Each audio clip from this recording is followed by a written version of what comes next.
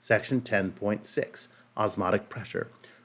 The flow of a solvent into a solution through a semi-permeable membrane that separates them is osmosis. And so it's not like I'm going to stick this book on my head and learn through osmosis. Hopefully your brain is not a semi-permeable membrane, and it is not a solution or a solvent. So a semi-permeable membrane allows the solvent, but not the solute, molecules to pass through. So solvent, yes. Solute, no.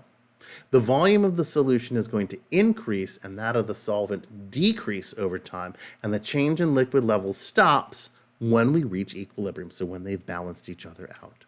Our osmotic pressure is the excess hydrostatic pressure on the solution that arises because of the difference in the liquid levels. Let's take a look and see what that actually means. All right, so here we've got this beaker. There's a tube with a bulb on one end, and that end is covered with a semi-permeable membrane. This is sometimes called a thistle bulb.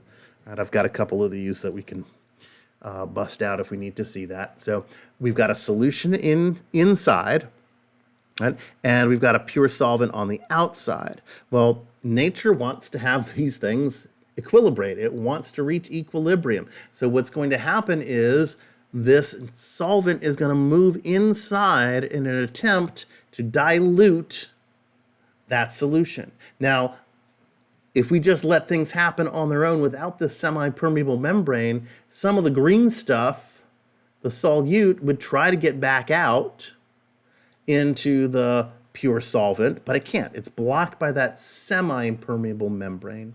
Our osmotic pressure is going to be the hydrostatic pressure that's going to equalize the solvent flow in both directions. So we're going to push down on this thing. We're going to balance that solvent flow out, because if we apply pressure to the top, right, it's going to push some of the stuff back out. It's going to push that solvent back out. How hard do we need to push? That's our osmotic pressure. The higher the concentration of stuff in the solution, generally the higher that osmotic pressure is going to be. Little bit easier way to see this is if we made this in a kind of tube shape. So if we've got pure solvent on the left and our solution on the right, our pure solvent is going to try to go in this way, and our osmotic pressure is how much pressure do you need to apply to stop that osmotic process from happening. So how much pressure do you need to push down to fight the tendency of this thing to equilibrate? Right? Our pure solvent in solution is going to try to transit that semi-permeable membrane. Our solute cannot, it is blocked. Right? The rate of solvent transfer is greater from the solvent to solution than from the solution to the solvent. And at equilibrium, the rate of transfer is the same in both directions. You will see a height change here. And if you're used to thinking about manometers, when we did the gas stuff in chapter 8, then, or maybe it was 7, then this is very similar to that. So it's a little bit easier to see it this way when it's in that tube. Right. Osmotic pressure is used to characterize solutions and determine molar masses, since a small concentration of solute produces a pretty big osmotic pressure. The dependence of osmotic pressure on solution concentration is going to be represented by this equation. It's pi mert, capital letter pi, times m, the molarity. See, now we get to use our molarity because we're not changing temperature, times r in liters, atmospheres, mole Kelvin, so the 0.0821, and our temperature in Kelvin. So determining the molar mass from osmotic pressure, very common thing to do. At least it was back in the olden days. To determine the molar mass of a certain protein, obviously this is where it comes up a lot in biology. It's like, how big is this protein? From that I can figure out, well, kind of like what's it made out of. So it is 1 times 10 to the minus 3 grams of protein. We're going to dissolve that in enough water to make 1 milliliter of solution. And these guys in green, because there are givens. The osmotic pressure of the solution was found to be 1.1 torr at 25 degrees C. Calculate the molar mass. So here's our plan. All right, we're going to use our equation, pi mert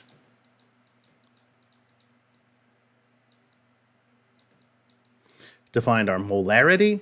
From molarity, we're going to find moles, and then we're going to do grams over moles to get our molar mass. So we've got our equation, pi is equal to mRT. We were told that pi was measured to be 1.12 torr. We're going to convert that to atmospheres using 760, so we've got our value in atmospheres. So we've got our pi.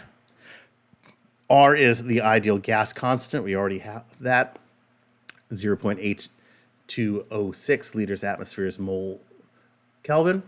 Our temperature, we said, was 25. We need to convert that into Kelvin to make these units work. The only thing we've got left to solve for is M, our molarity. So our osmotic pressure has to be converted to atmosphere because of the units of R. Rearranging to solve for M, we get 1.47 times 10 to the minus 3 atmospheres divided by R times K. So 0.0821 and 298K. So it gives us 6.01 times 10 to the minus 5 moles per liter.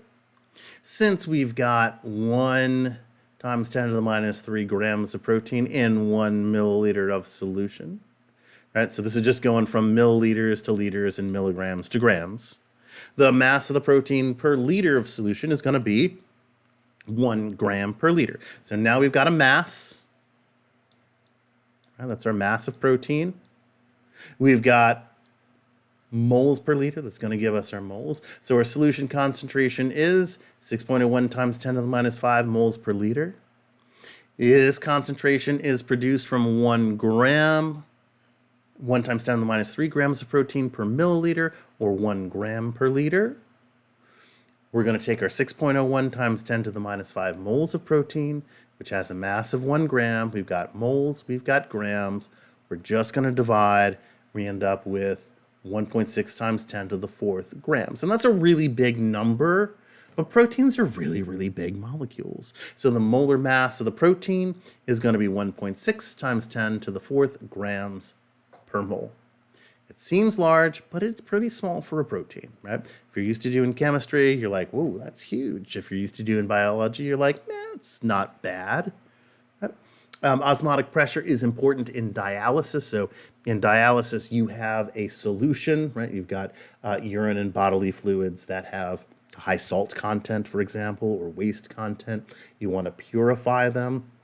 Dialysis occurs at the wall of most plants and animal cells. It's very similar to osmosis, in which we've got a semi-permeable membrane again that allows transfer of both solvent molecules and small solute molecules and ions. It's used in artificial kidney machines to purify blood.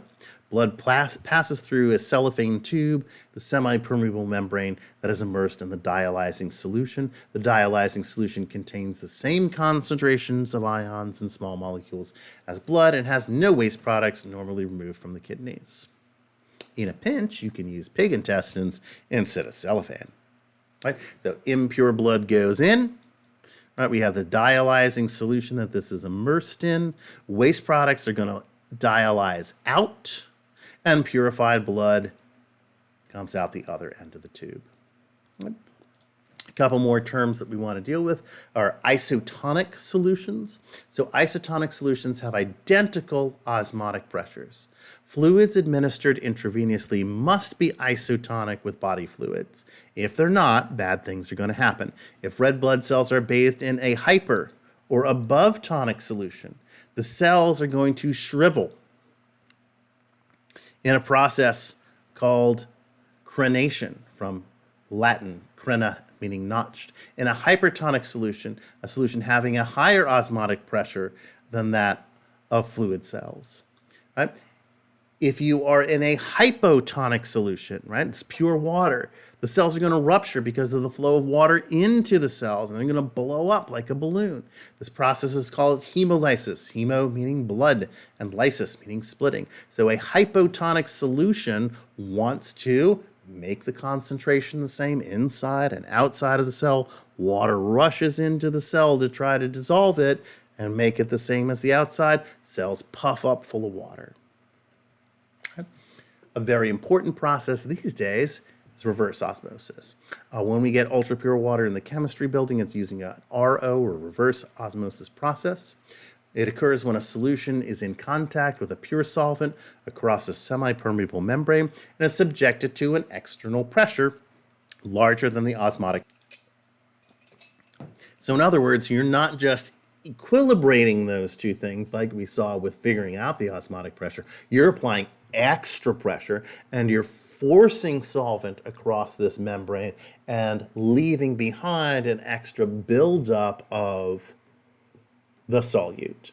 So all the bad stuff stays behind, you push the good stuff through, the pure water through, you leave behind all the gunk. So you need to apply energy to have this process go in this non-spontaneous direction. You're kind of fighting nature, you're fighting the universe that wants to mix these things, you're kind of unmixing these things and purifying that water. The semi-permeable membrane acts as a molecular filter to remove the solute particles. And this is used in desalination plants, the removal of dissolved salts of seawater, which is highly hypertonic to bodily fluids and thus not drinkable. Right? So a desalination plant, you take some salt water that could be pumped from underground wells, right? So the salt water is then forced through these 20 micron and 5 micron filters at 800 pounds per square inch. Fresh water goes through the additional filters. The briny water gets pumped into the ocean, and the fresh water goes into the water supply.